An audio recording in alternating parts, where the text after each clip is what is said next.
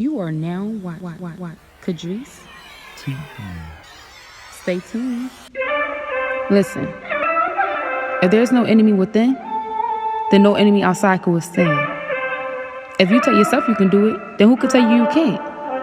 Nobody.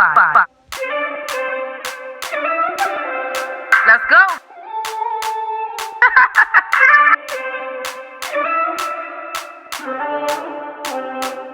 Okay. It's your girl Kadrice, I'm out to conquer these streets. Got the keys to success, gonna give it my best. Ain't something, nothing less. Got a legacy to build, shooting for the hills. Gotta stack a couple meals just to make a couple meals. Ain't worried about a hater, better charge it to the bill. What's up, everybody? You already know it's your girl Kadrice, and I am back with another video. Okay, so today's video we're gonna be talking about my NICU experience with my twin baby girls. So make sure you like, comment, and subscribe. And without further ado, let's get into the video. Yes. So let me see what I'm gonna start off by saying. So if you watched my labor and delivery story, then you will already know everything that led up to this point. So I'm gonna just get straight to once they brought my babies in the room with me. I did tell y'all already that they was feeding, that I had to feed them, breastfeed them, and I was giving them a little bit of Similac, and then they were checking their glucose levels and everything like that, every couple hours and stuff like that. And then maybe around, at some point, probably around like, I don't know, a couple hours in, I've probably been with them until like 3, 4 in the morning or whatever the case may be. They came telling me that the babies had to go to the NICU because they had jaundice. So, their bilirubin levels was down, and they couldn't keep their temperature up either. Their temperature level was down too at that time, I guess. So they had to go to the NICU or whatever like that, which is the neonatal intensive care unit for babies, infants. So they had to go there, and I was still, freshly coming off of the epidural and everything like that, and from the surgery. So I still had like the little catheter in, things like that. So I couldn't walk or whatever like that. And they told me I had to keep that in for about 12 hours. So then what happened? So I already said that part in my old video, so in my labor and delivery story, so y'all just go ahead and watch that. So now let's just get to how I was feeling and things like that. So once my babies went there, I already expressed that baby B had came back, which is Nicu. She came back a couple hours later, probably like 2 hours later, and then we had her. She got her first bath, things like that. We was with her, and then she ended up having to go back. So once she went back, that's when they stayed there the whole time. So my girls was in the NICU for all of about 3 weeks, so I'm grateful that it wasn't longer, because a lot of twin parents have a story where they was in there for months and months and months. So yes, my girls was in there for about 3 weeks.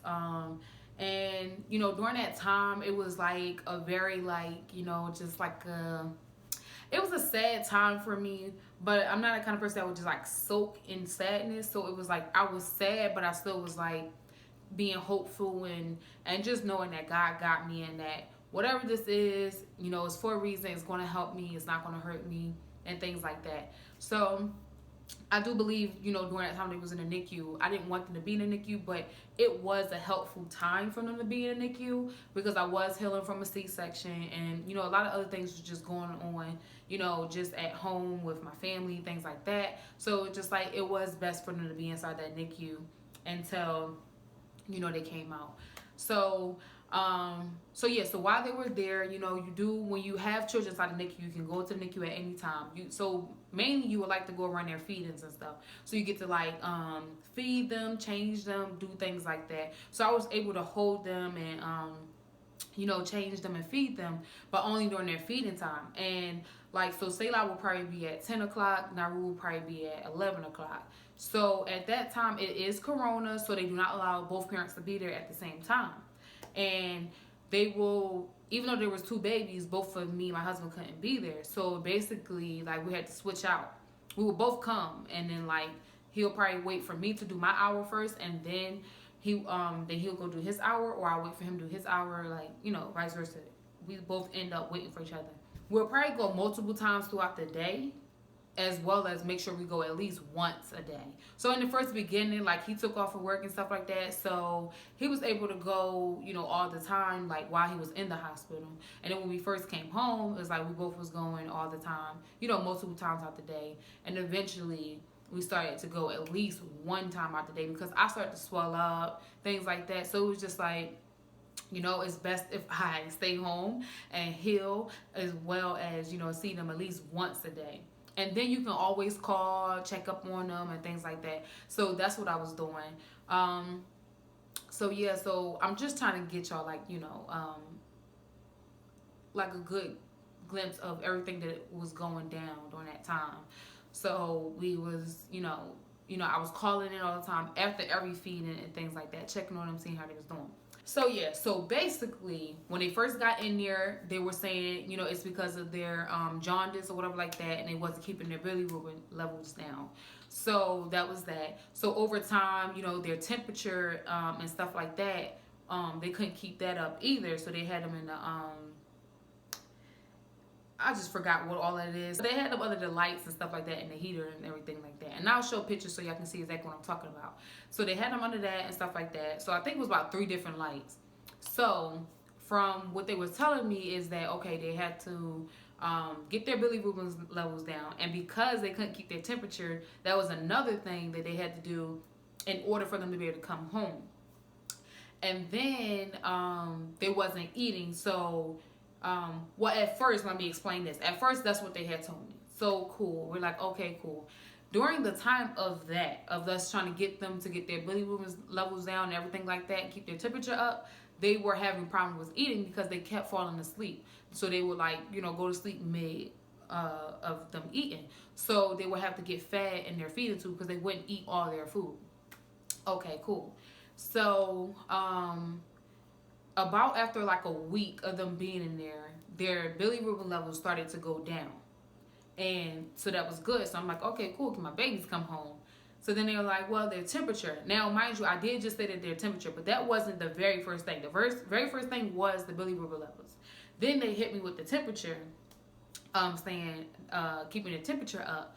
So I'm like, okay, you know, I'm a little upset, but I'm like, it's understandable, so cool. They had to keep their temperature up at a certain level. I forgot what the number is, so, you know, that was that. So they had to keep their temperature up at a certain level, and they weren't keeping it up at that level. So that's why they were still in there, even after their bilirubin levels was down. Now, mind you, in the NICU, they want to be cautious, so it's like, okay, today if they do good, they want to see them at least do good like 2 more days before they release them and stuff.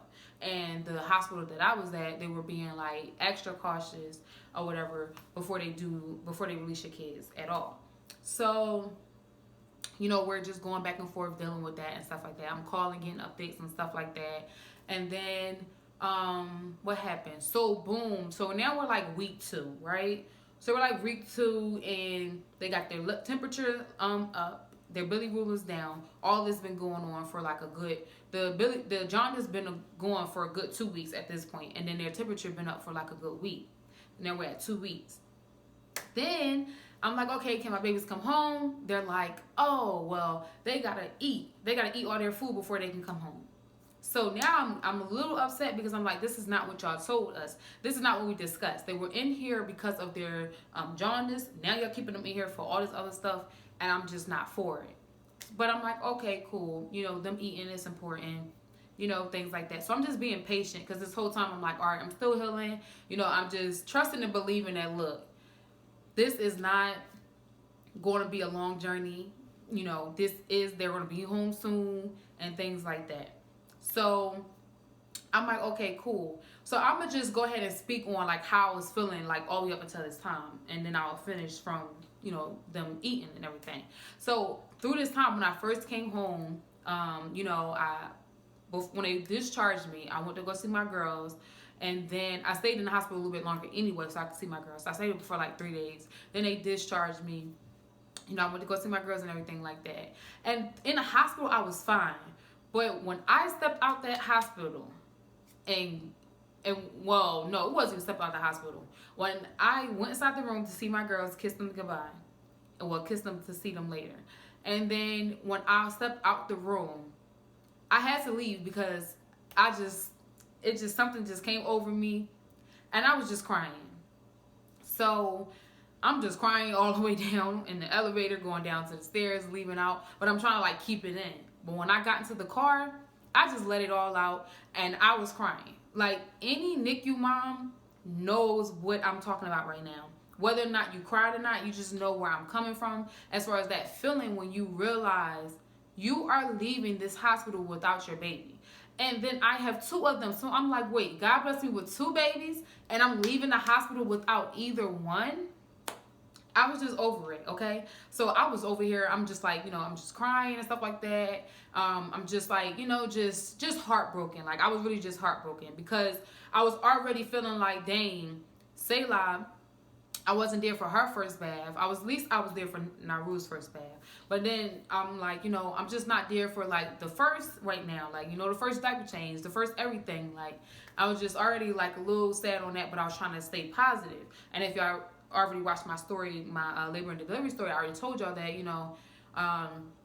when the nurses was coming in and stuff like that, asked me how I'm feeling, like, I'm letting them know, like, I'm sad because I want to see my babies, because at this point, they went in as, like, hours after I gave birth, so it's like, the rest of those 2 days, I'm there just by myself with no babies, with nurses just coming in, checking on me, and things like that. So, anyway, I get in the car, I'm leaving, I'm crying. Of course, my husband is driving, and he's just like, it's gonna be all right. Da, da, da. I'm just like, I'm just not trying to hear it.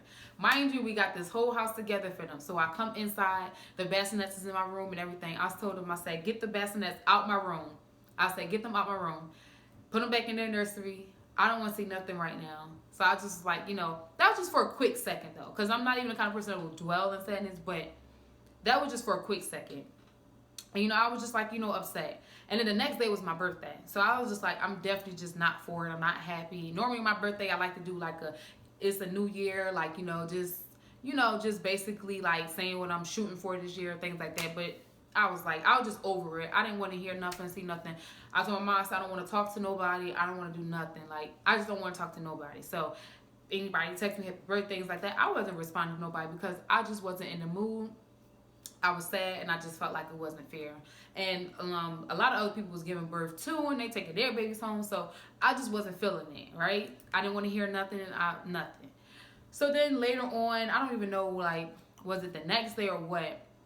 No, it was later on the same day, because I came home, like, probably, like, early in the morning, like 11 o'clock in the morning or something like that. So later on that day, I was feeling a little bit better, just from my husband talking to me, my mom, stuff like that. I was just feeling a little bit better. So I was like, okay, bring the girls' bassinets back in the room. I'm going to just keep this in here for, like, motivational purposes on, like, just in hopes, like, they're going to come home. They're going to come home. They're going to come home. And seeing it every day is just, like, I could just, like, it might sound crazy, but I'm just like acting like they're in there like, oh, okay, babies. Like, just, just try to manifest it or something like that. It's just making me feel better to just be like, okay, these are my girls' beds. Like, it's waiting for them, So I'm still just like, keeping my hopes up high and things like that. So I'm happy at this point. Now, fast forward to how I was feeling once those 2 weeks hit. And they tell me, oh, your babies can't come home until they eat their bottles. I'm like, that's when I started to feel a little bit more sad. Like, I was like, okay, this being positive stuff is not it. So, mind you, this whole time I'm praying and everything like that. But it's just like, I don't know. They just wasn't coming home still. But I'm still keeping, like, hope and happiness because of the fact that they're not in there for nothing, like, crazy. So, it's like, okay, this is normal. Right? I have jaundice. My husband had jaundice. A lot of people had jaundice. Like, this is normal. So I'm not really flipping out or nothing like that. And then keeping their temperatures up, that's normal, right? So I'm like, okay, cool.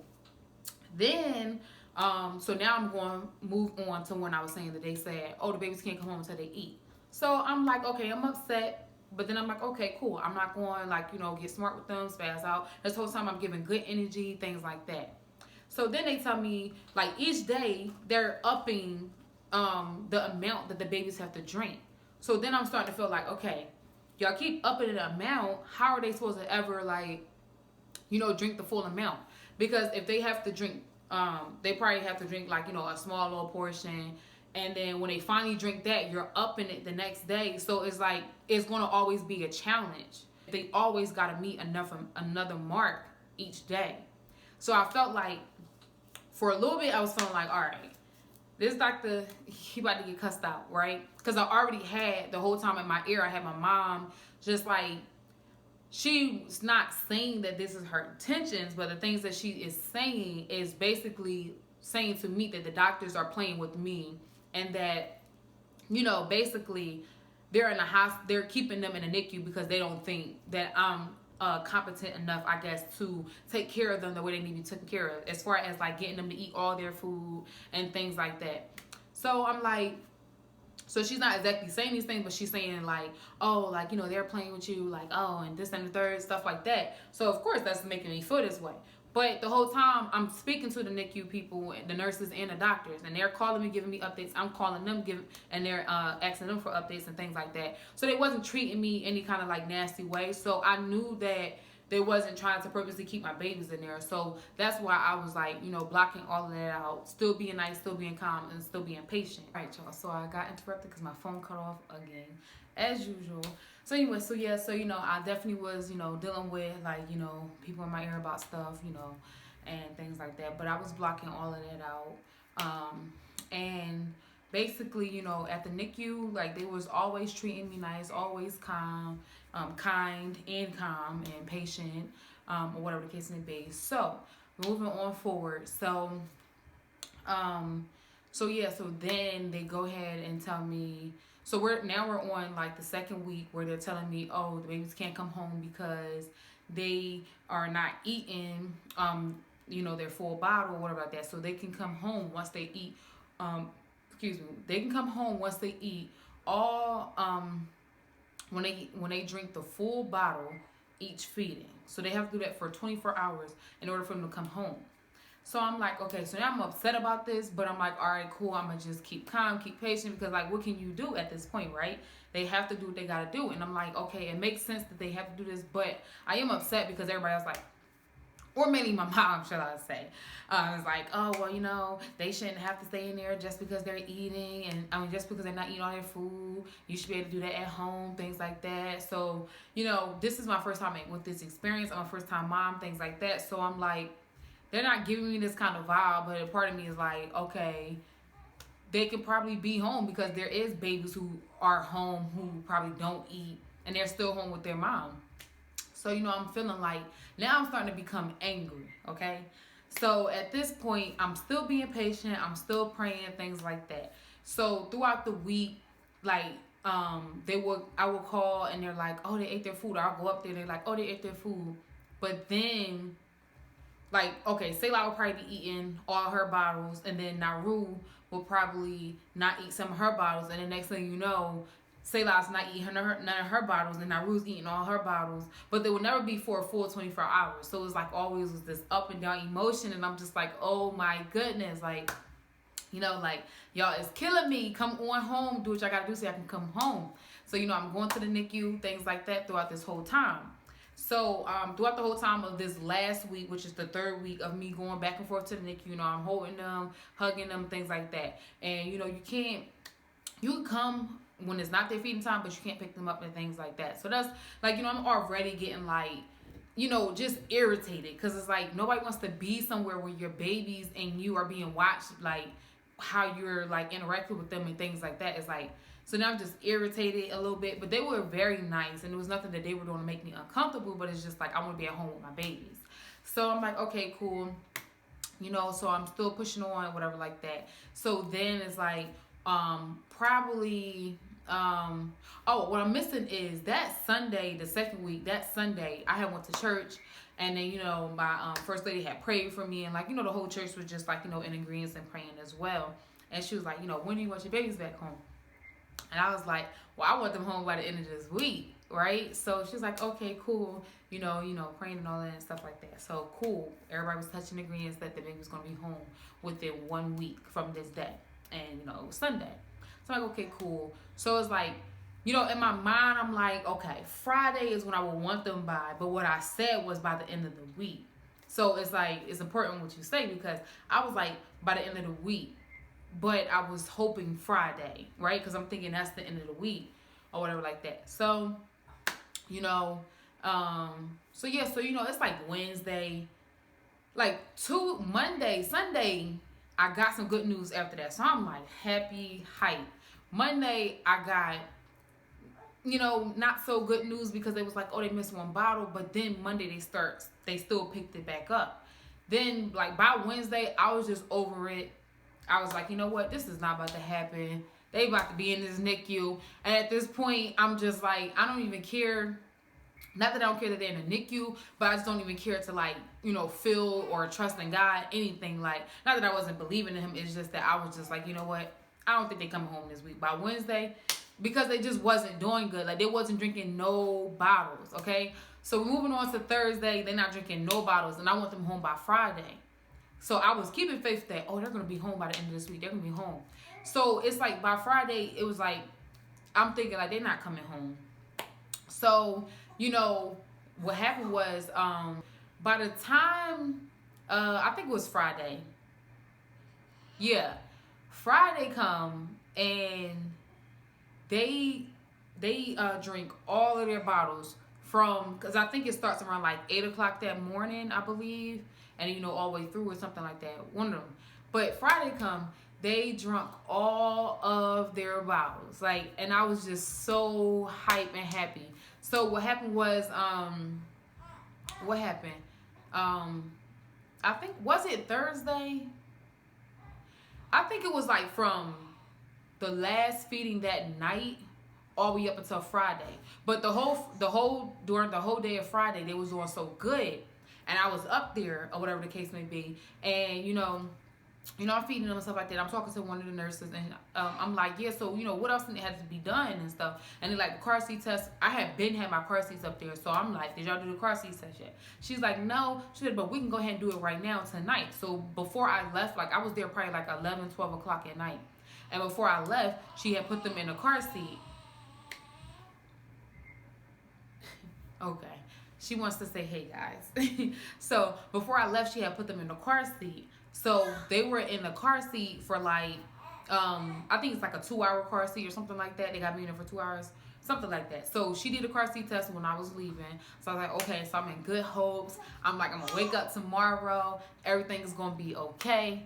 So I woke up tomorrow, and they were doing so great. They ate all of their bottles for 24 hours, okay?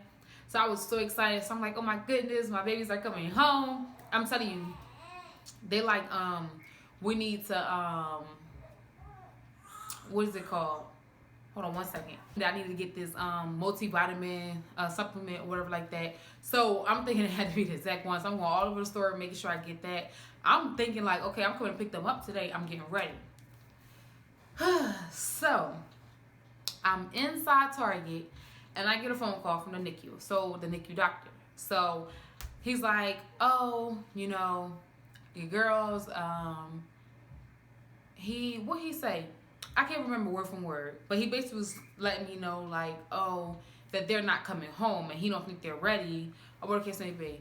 And at this point, I was trying to be patient, but I'm telling him, like, trying to be calm and patient. I'm like, I just talked to the nurses, and they've been eating all their, they've been drinking all their bottles and stuff like that. So, you know, like, what's wrong? Like, what's the problem? And he's just like, basically he's saying like, yeah, they ate all their bottles, but they was doing so poorly the days before leading up to Friday that he don't feel comfortable with discharging them, or whatever the case may be, and stuff like that. So I'm like, first of all, you don't feel comfortable, sir? I don't care what you feel like doing, right? Because I'm like, at the end of the day, he's saying like, it's like suspicious basically that they all of a sudden start drinking all of their bottles this one day when they was doing so poorly the days before.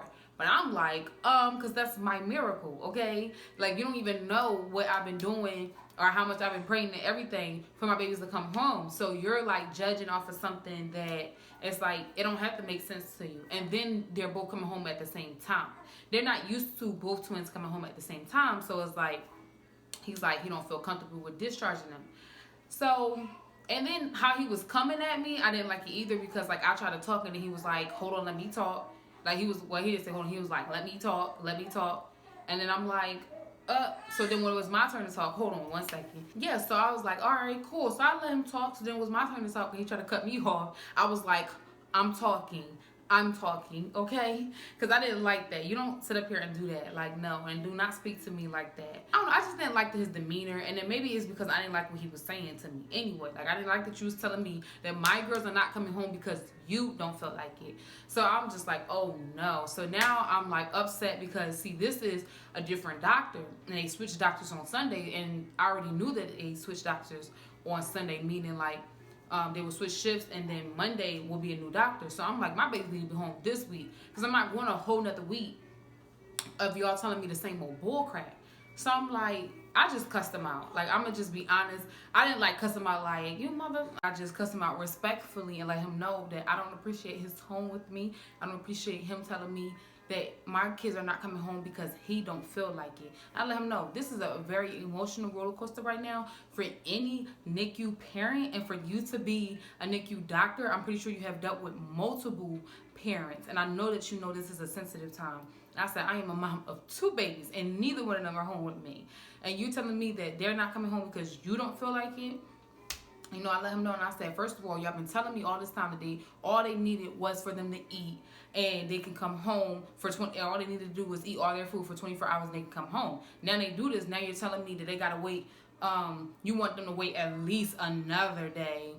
So he said that after I cussed him out, but he told me like, oh, he want them to wait at least another day. And I'm like, you want them to wait another day for why? So that they can sit up here and, you know, like basically you want them to wait out another day to see if they're going to not eat a bottle. All it takes is for them to miss 1 bottle and they can't come home. So, like, that was very, very, very, like, an emotional roller coaster, because it's like they can eat all their bottles and except for 1, and they cannot come home because of that. So it's just like, it was very hard hearing somebody tell me why my kids can't be with me, you know, and I definitely never want to experience that again. So anyway, you know, so I had, like, you know, said a little bit more to him or whatever the case may be, but then, you know, he was just like, oh, then he changed his tone, and he was just like, I understand, and, you know, I never want to make a mom feel bad, and all this other stuff like that. So, you know, yada, yada, yada. Moving on from that, we cleared it all up, got down to like a good common, you know, level and stuff like that, respectfully. And then he let me know that tomorrow your girls will be coming home. And I'm like, okay, cool, which would be Sunday.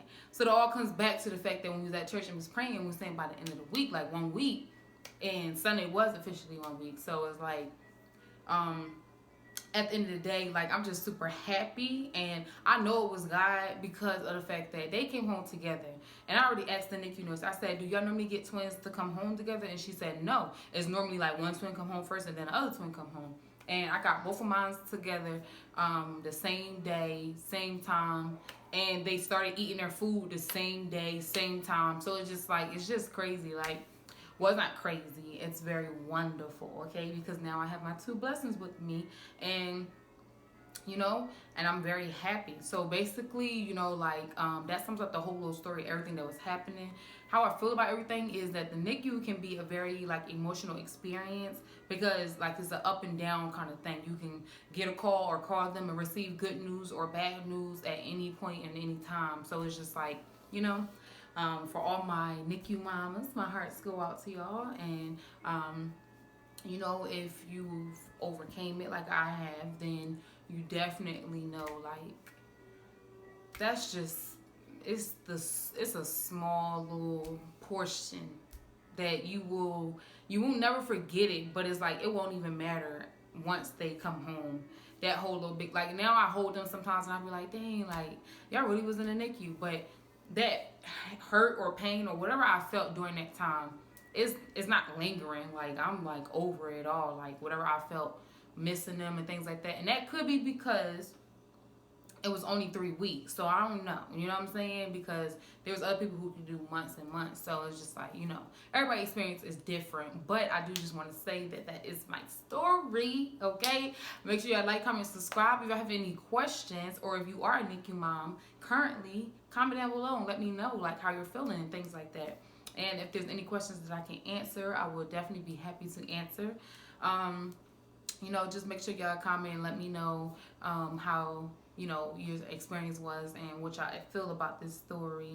Just leave me a comment. Let me know you're listening and watching, and let me know any other videos y'all want me to do, because I'm down for it all. Okay.